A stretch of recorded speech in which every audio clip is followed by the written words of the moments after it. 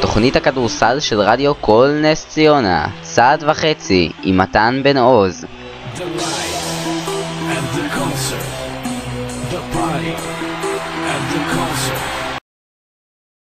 מאמן בשנתיים שלוש האחרונות במכבי, והוא ההחתמה הכי משמעותית בגלל שיש לו נעליים מאוד מאוד גדולות למלא, וזה מאוד מעניין לראות איך הוא יסתדר עם האתגר הגדול הזה. גם בשבוע שעבר, אם אתה זוכר, דיברנו על זה שלירושלים יש טרנד של לקחת ממכבי חיפה את הדברים הטובים, אז ראינו איך הם עושים את זה שוב פעם השנה עם המאמן דני פרנקו. נכון, אז בואו נדבר קצת על דני פרנקו. טוב, סבבה. אז דני פרנקו הוא מאמן בן 41, זה עוד דבר שאני רק רציתי לציין. יש כאן המון מאמנים מאוד צעירים, אני חושב שאולי יש מאמן אחד מעל גיל 45, זה טרנד מאוד גדול עכשיו בליגת העל. בחזרה לפרנקו, הוא הוביל את מכבי חיפה לגמר אליפות המדינה, והפסיד שם בגלל הפרשי סלים למכבי תל אביב, זה מה שקרה העונה. הוא אימן בזמנו בהפועל תל אביב, רמת גן, הפועל חולון ועוד קבוצות. עכשיו התחנה הבאה שלו היא כמובן הפועל ירושלים. מבחינת תארים שיש בעבר לפרנקו, יש לו את האליפות הליגה הלאומית עם רמת גן, כמובן גביע המדינה עם חולון, אני רואה את החיוך שלך כאן. והשאלה גם כן, מה יקרה בירושלים שנה הבאה? נכון. כזכור, אתמול ממש הם נרשמו למוקדמות היורוליג, שזה גם כן צעד מאוד גדול למועדון, וזה עוד, כאילו, שני המועדונים הכי מעניינים כרגע בליגת העל העונה הבאה, מכבי תל אביב והפועל ירושלים. יונתן, הם החתימו הפועל ירושלים את דונטה סמית ממכבי חיפה, על הכוונת גם מורן רוט ודגן יבזורי. דגן יבזורי, לפי מה שאני הבנתי, מכבי חיפה היה לה אופציה על דגן יבזורי, והיא מימשה אותה, אז הוא כנראה יישאר שם.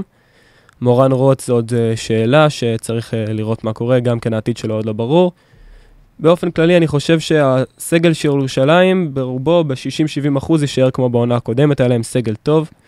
הם צריכים לעשות שיפצורים, הם הזיזו את רון דופרי, הביאו את דונטה סמית, שזה שיפורים לקבוצה. הם גם דרווין קיצ'ן כבר הודיע שהוא ממשיך לעוד שנתיים.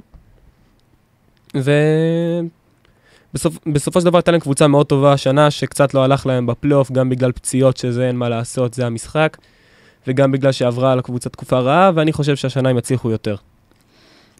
גיא גודס ממכבי תל אביב, עליו אני רוצה לדבר איתך, הוא בן 43, וסוף סוף אחרי 6 שנים כעוזר מאמן, הוא מקבל את משרת המאמן במכבי תל אביב. נכון, הוא היה עוזר מאמן בשתי קדנציות במכבי תל אביב. נכון. זה דבר שהוא חיכה לו המון בעצם, ובעונת 2006-2007 הוא הצטרף בפעם הראשונה, כמו שאמרת, וב-2008-2009 הוא חתם כמאמן הפועל ירושלים, ובסופו של דבר הוא חזר שוב פעם למועדון הצהוב. בוא נדבר איתך על ההחתמות של מכבי תל אביב, מה הם לדעתך הולכים לעשות? טוב, מבחינת ההחתמות של מכבי תל אביב, כמובן שיש חלק נרחב של הסגל שממשיך הלאה, וגם שחקנים שרוצים שימשיכו הלאה, לדוגמה טייריס רייס, שאני עוד לא שמעתי הודעה רשמית על האם הוא נשאר לעונה הבאה או לא, אבל רוב הסיכויים שהוא יישאר. לפי מה שאני הבנתי ממקורות שונים, גם ברייסי רייט מירושלים שהגיע במהלך העונה לירושלים, הוא גם כן על הכוונת של מכבי תל אביב, כמו גם ג'וש דנקן. הבעיה עם ג'וש דנקן שהוא כבר 4 שנים בארץ, ומבחינת מיסוי אולי לא כל כך משתלם להביא אותו, בגלל שעכשיו חל עליו מס כמו על ישראלי. נכון, הבנתי שגם את דיור פישר שכבר שיחק כאן אצל הצהובים, מכבי תנסה את אפשרות להחזיר אותו. אני חושב שזה יהיה צעד שגוי האמת, בגלל שיש להם 2 סנטרים נהדרים, אפילו 3 אם אתה מחשיב את שון ג'יימס שגם כן מתנדנד האם יישאר האם לא. אני לא חושב שסנטר זה מה שחסר למכבי תל אביב כרגע. אלא אם כן, אבל פישר יבוא בתור מתאזרח, כי הוא נשוי לאישה ישראלית. כן, אבל בשביל עמדת המתאזרח הגבוה יש להם כבר את טיוס. זה גם נכון. בוא נעבור למכבי חיפה, רמי אדר. רמי אדר, הוא כבר אימן את חיפה בעבר בליגת העל, שהם כמעט ירדו ליגה ובסוף ניצחו את אשקלון בפלייאוף על הירידה. השנה הוא הגיע מהליגה הלאומית, מהפועל עפולה. הגיע איתה עד לגמר הפלייאוף, עם חבורה די מוכשרת, גל חלמי, שטי גרינבוים. תשמע, אני רוצה להגיד לך, מה לדעתך ההחתמה הזאת? זה היה קצת מהלך הזוי של מכבי חיפה. כן, אני באופן אישי לא הבנתי בכלל למה הם נתנו לפרנקו ללכת. זה, באופן כללי זה מין טרנד מאוד גדול של חיפה, המון טרנדים בליגה, אני חייב לציין. לכל קבוצה יש את הקטע שלה, אבל הקטע של חיפה זה שהיא מאוד אוהבת פשוט לבנות את עצמה מחדש, כל שנה, לא משנה אם זאת הייתה שנה טובה או רעה, זה משהו שאני לא כל כך אוהב שם. המשכיות זה דבר מאוד נכון מבחינתי, if it ain't broke, why fix it, כמו שאומרים. וזו החתמה שאני לא יודע מה להגיד עליה באמת, זה מהלך שיכול ללכת לכאן או לכאן. ג'ף רוזן או ממש חכם או ממש מטומטם. זה נכון, קודם כל יש גם טוענים שהיושב ראש של חיפה הוא החתים את ג'ף רוזן על רקע יותר חברתי, פחות מקצועי, אבל על זה לא נדבר כי זה דברים שאנחנו לא באמת יודעים. זה הכל ספקולציות, אנחנו לא יכולים באמת להגיד משהו בוודאות על זה. נכון, עדיין אין למכבי חיפה החתמות חדשות ונראה מה יהיה, מעניין לראות מה יהיה איתם בהמשך. נכון. שרון דרוקר. לפני שאנחנו נוגעים בשרון דרוקר, אני רוצה רק לשאול אותך על המאמן האהוב עליך, דן שמיר. טוב, דן שמיר חתם עכשיו בהפועל אילת, בן 39, היה בעונה האחרונה, ראינו אותו במשחקים של היורוליג, בעיקר מול מכבי תל אביב, ובפיינל פור, הוא היה עוזר מאמן של אטורה מסינה בצ'סקה. אתה חושב שזה השפיע עליו איכשהו, כאילו לאמן שנה עם כזה מאמן גדול ומרשים? תשמע, הוא כבר עשה את זה בעבר, קודם כל. והוא היה כבר בעבר גם עם עוזר מאמן במכבי תל אביב, והוא היה גם עוזר מאמן בצ'סקה לפני כמה שנים. זה יכול להשפיע עליו, כן, לטובה אולי, כי הוא למד עוד דברים עם מסינה, שהוא מאמן די גדול. נכון. אפרופו, אתה יודע מה קורה עם מסינה? כן, נו, מה קורה איתו? הוא הולך עכשיו להיות עוזר מאמן בסן אנטוניו. וואו. כן, זה צסקה מתפרקת מבחינת צוות האימון שלה. זה נכון. תשמע, דן שמיר אימן בשנים האחרונות בהפועל חולון, אני אישית כאוהד של הצהובים סגולים קיוויתי לחזור ולראות אותו שם, אבל גם את ילד חסין אני מאוד אוהב, שגם עליו נדבר. נכון. וזה בסדר, אני מאחל לו הצלחה באילת, ואני די בטוח שהוא יגיע איתם לשלבי הפלייאוף. נכון, ובחזרה רק למי שאתה הזכרת מקודם וקטעתי אותך באכזריות, שרון דרוקר, אחד משני מאמנים כרגע בלבד, שחתומים בליגת העל ומעל גיל 45. זה החתמה, כאילו באמת אחת מההחתמות היחידות שראינו התנגדות ברורה מצד האוהדים. אוהדי ראשון בכלל לא אהבו את ההחתמה הזאת, פחות בגלל שהם החתימו את דרוקר, אלא יותר בגלל שזאת הייתה החלטה של היושב ראש יצחק פרי. שאוהדי ראשון ידועים בשנאה שלהם אליו, והם טוענים שהוא הורס כל דבר טוב שקורה בקבוצה, והם מאוד רוצים שהוא ילך. נכון, אני גם לא יודע כמה באמת פרי תורם לקבוצה, כי גם מצד האוהדים הם ממשיכים, גם עם השנה הם אומרים שהם לא יבואו למשחקים, אני כבר גם, באמת, אני לא יודע כמה החרם הזה של האוהדים טוב לשחקנים, אני באמת, אני לא יודע מה קורה איתם. מאוד עצוב לי לראות את בית מכבי חצי ריק ברוב משחקי העונה, למעט משחקים חשובים שבהם כמובן אם בא מכבי לבית מכבי, אז אוהדים ניטרלים באים וזה, אבל הקומץ אוהדים שמעודד וזה, הוא מאוד קטן עכשיו בראשון בגלל המאבק הזה ביצחק פרי, וזה עצוב לראות. ועכשיו קצת על הכדורסל המקומי בעיר, נדב זילברשטיין בעירוני נס ציונה. כן, נדב, כמו שאמרנו מקודם, המאמן היחיד שממשיך לעונה שנייה בקבוצה שהוא אימן בה השנה.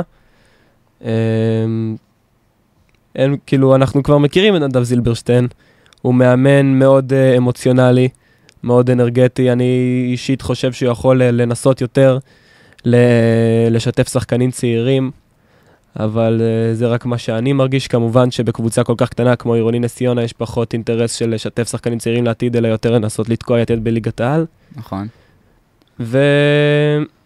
ואני חושב שזה דבר טוב שממשיכים איתו, כי סך הכל הוא כבר עונה חמישית או שישית בקבוצה בסך הכל, עושה עבודה נהדרת עד עכשיו. ואני מאוד מקווה שמתי שנס ציונה תתחיל להרגיש יותר בטוחה בליגה, שהיא תוכל גם לתת לדור העתיד קצת יותר דקות משחק. זה אני הלוואי ואני מקווה שזה יקרה. בנוסף מישהו שממשיך איתו לעוד עונה זה טל דן, גיל אמיתי, מאיר טפירו ורובי בוסטיין, שאני לא יודע לגבי ההחתמה של בוסטיין, וגם גיל אמיתי וגם טפירו, נוצר כאן איזשהו... כן, כי אישית אני חושב שרובי בוסטיין ברמתו, לא שחקן לגיטימי כל כך בליגת העל, מביאים אותו כי הוא אמריקאי יהודי, אומרים וואלה נביא מתאזרח, אבל אני חושב שיש מספיק שחקנים בליגה הלאומית שהם לא טובים פחות מבוסטיין ואולי גם יותר. ומה לגבי גיל אמיתי? זה די על הדקות שלו גם, באיזשהו נכון. מקום. גיל אמיתי שחקן, ראינו השנה פשוט מפוצץ בפוטנציאל, שחקן שיכול באמת, לדעתי יום אחד להפוך לרכז המוביל של נס ציונה. וזה רק עניין של מה ילך שנה הבאה בעונה, אחרי העונה הזאת עם מאיר, ומה ילך עם רובי, שכאילו, אני קצת מכיר את רובי כבן אדם, יצא לי להחליף איתו מילה או שתיים, בן אדם באמת, מותק של בחור, אבל קצת פחות מותק של שחקן, שזה בא על חשבון שחקנים ישראלים צעירים. טוב, אלעד חסין בהפועל חולון. וכן, אלעד חסין בהפועל חולון, בן 34, כבר אימן גם בארץ וגם בחול, כמאמן, עוזר מאמן, הקבוצה הראשונה שלו כמאמן ראשי בליגת העל הייתה במכבי חיפה, לא הלך לו שם טוב בכלל. נכון, זה היה בעונת 2011. פוטר אחרי 7 משחקים. 7 מחזורים הוא פוטר. תשמע, בעיקרון על הכוונת של חולון, שון דניאל ועמית צמחון. שון דניאל שחקן בית, אני חייב לציין את זה, שחקן בית של חולון. נכון.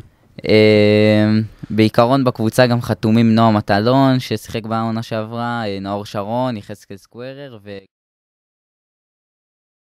רוש כמובן, הקפטן שלנו.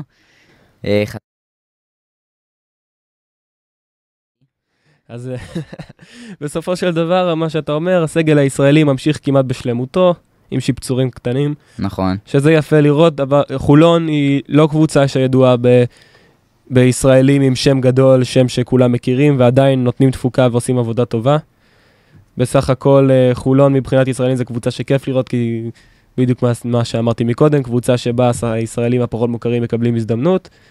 ואלעד חסין, אני חייב להגיד שאני מרגיש שזאת תהיה העונה שלו. מתי שהוא קיבל את הג'וב הראשון במכבי חיפה, הוא היה מאמן בין 30-31, זה גיל מאוד צעיר להיות בו מאמן בליגת העל.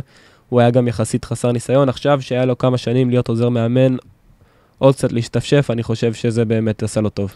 נכון, עוד מאמנים שחתומים זה ברק פלג בגלבוע גליל, ורועי חגי בעירוני נהריה. נכון.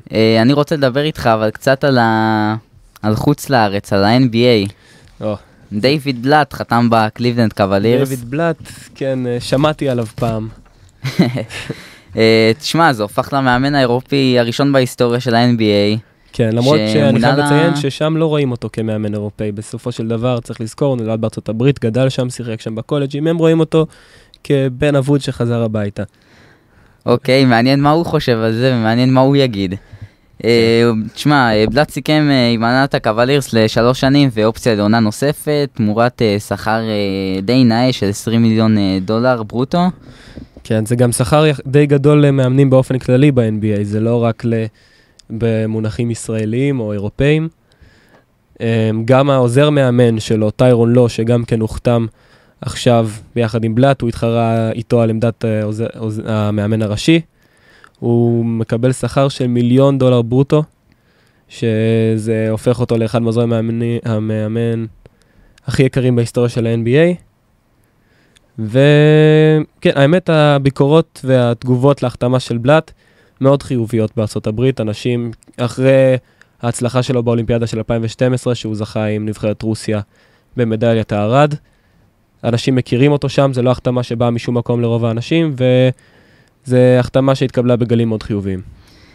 תשמע, בלאט זה המאמן השלישי של הקליבלנד ב3 שנים האחרונות. אתה חושב שהוא עשה צעד נכון שהוא הלך לשם? הרי היה לו הציגו לו גם את עמדת עוזר המאמן באטלנטה, אם אני לא טועה. בגולדן סטייט הציעו לו גם אטלנטה, היו טיפה שיחות, לא התקדמו יותר מדי. אני חושב שהוא עשה צעד מן סוג של הימור מחושב, נקרא לזה, כי בגולדן סטייט הוא בטוח היה מצליח, כן, קבוצה כבר עם יסודות, קבוצה שבשנתיים האחרונות הגיעה לפלייאוף והרשימה שם, מה גם שהוא היה עוזר מאמן, אז אם היו בעיות בקבוצה והיא לא הייתה מצליחה, האשמה לא הייתה נופלת עליו, היא הייתה עוברת למאמן, סטיב קר, שהוא כמובן שנה הראשונה שלו כמאמן ראשי. מה כן, הוא היה עובד מאחורי הקלעים, הוא לא היה כל כך מקבל את הערכה המגיעה לו, וגם השכר משמעותית יותר נמוך, במקום עכשיו $5-6 מיליון לעונה, $700,000, שזה אפילו פחות ממה שהוא הרוויח במכבי תל אביב. כמובן, אני די בטוח שגם לחלק הזה הייתה משמעות. ואני אישית חושב שהוא יצליח בקליבלנד. זה כמובן שאי אפשר אף פעם לדעת עם קליבלנד, הם קבוצה שכל שנה מאז שלברון עזב מנסה להרים את עצמה ומתרסקת במלוא תפארתה. אבל אני חושב שאישית זה היה צעד נכון, טיפה מסוכן, אבל נכון. תשמע, אני שמעתי לפני מספר ימים דיוויד בלאט אולי מתכוון להביא איתו מישהו שהיה איתו במכבי ודברים כאלה. טייריס רייס, אחד האנשים שבגללו, אפשר להגיד, בגלל תצוגות ענקיות שלו, הוא הצליח באמת להביא תארים, והוא אולי בגללו הגיע ל-NBA, לא שאני אומר שזה בגללו, רק בגללו, אבל זה גם. לדעתך, הוא צריך לקחת אותו? אני לא חושב שדייוויד צריך לקחת אף שחקן ממכבי. אם לשחקנים האלה הייתה אופציה אחרת של לשחק ב-NBA, הם היו משחקים שם ולא במכבי, או בכל קבוצה אחרת, באירופה כמובן. אירופה זה הכדורסל מתפתח שם והכל יפה, ואנחנו רואים שחקנים מסוימים שכן בוחרים לשחק באירופה משיקולים כלכליים ולא בארצות הברית, ולשחק שם ולקבל יותר דקות, אבל זה די מועט, זה לא קורה הרבה, ואני לא חושב שאם בלאט יביא את טייריס רייס הוא יוכל לתרום בצורה משמעותית לקבוצה, מה גם שהקו האחורי של קליבלנד זה החלק של הקבוצה שכן מסודר, שאין צורך לעשות בו שינויים גדולים. אתה דיברת על אירופה, אני רוצה לשאול אותך, דיוויד בלאט לא היה עדיף לו להמשיך לעוד שנה באירופה? חד משמעית לא. אני חושב שכל מאמן או שחקן, ברגע שיש לו את האופציה לעבור ל-NBA, חייב לקפוץ עליה בשני ידיים, מה גם שדיוויד עשה כבר כמעט כל מה שאפשר לעשות באירופה, הוא זכה ביורוליג, הוא זכה באליפויות בישראל ובאיטליה, הוא זכה באליפות אירופה עם רוסיה ב-2007. את כל התארים שאפשר לקבל כאן באירופה, הוא כבר קיבל. הוא היה מוכר כאחד מהמאמנים הכי טובים באירופה, אם לא המאמן, זה היה הזמן בשבילו לצאת לשדות חדשים ולנסות את מזלו מעבר לים. לברון ג'יימס, יגיע או לא יגיע? זו שאלה שאני לא חושב כל כך תלויה בדיוויד בלאט, זאת תלויה יותר בלברון. אני אישית, אם לברון יחזור לקליבלנד, אני אישית, למרות שאני לא אוהב את לברון וכל קבוצה שהוא מגיע אליה ישר הופכת למועמדת לאליפות, אני אשמח לראות את זה, אני חושב שזה יהיה סיפור, מין סוג של סיפור מאוד נחמד, עם סוף טוב כזה, הילד האבוד שחזר הביתה, אבל אני לא חושב שההחתמה של בלאט תהיה לזה איזה שהיא השפעה. תשמע, על הדראפט בין חמישי לשישי שערך בלילה, אנחנו נדבר עוד בהמשך, אבל אני רוצה לשאול אותך לגבי הקליבלנד, את מי לדעתך הם ייקחו? טוב, זה יש לנו כאן אייטם על הדראפט אחר כך, ששם אני אעלה על השאלה הזאת. מה שאני יכול להגיד עכשיו, זה שלדיוויד בלאט כמעט אין השפעה על הנושא הזה ב-NBA. המאמן לא בונה את הקבוצה, הג'נרל מנג'ר בונה את הקבוצה, שזה דיוויד גריפין בקליבלנד. דיוויד בלאט כמובן יכול להגיד מה הוא חושב, מי לדעתו צריך, בסופו של דבר ההחלטה היא לא שלו. הקבוצה היחידה ב-NBA שבה המאמן מקבל החלטות כאלה של מי יהיה בסגל, מי לא, זה סן אנטוניו. ששם גרג פופוביץ' הוא מאמן כבר 17 שנה, והוא לא מאמן שבא לעונה אחת, עושה החלטות, ואחר כך המאמן שבא אחריו צריך להתמודד עם זה. אוקיי, טוב, את השיחה על המאמנים אנחנו סיימנו.